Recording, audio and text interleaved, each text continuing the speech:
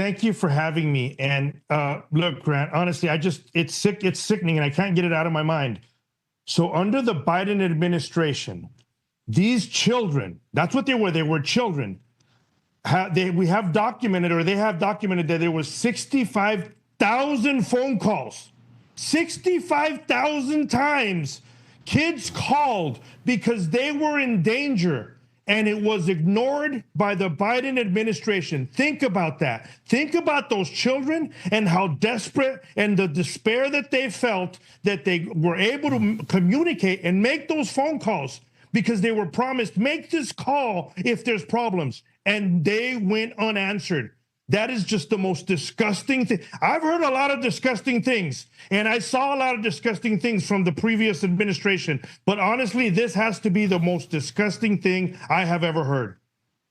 Art, what's it like as a Border Patrol agent between you when you were working the line? You're only recently retired. All of your buddies out there working the line that didn't really want to release these unaccompanied minors, mostly with strangers. It was very suspect who they were coming across with.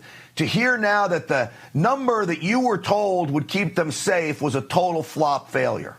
It's disgusting. It's truly disgusting. Look, I remember there were reporters that came down and they tried to go into these NGO buildings trying to see what it is and what the process was with these unaccompanied juveniles. And there was security guards there and there was people that worked there. And I'm talking specifically in Tucson because I was there and saw it. And they were kicked out of the premises. They weren't allowed to go in there and see what was going on.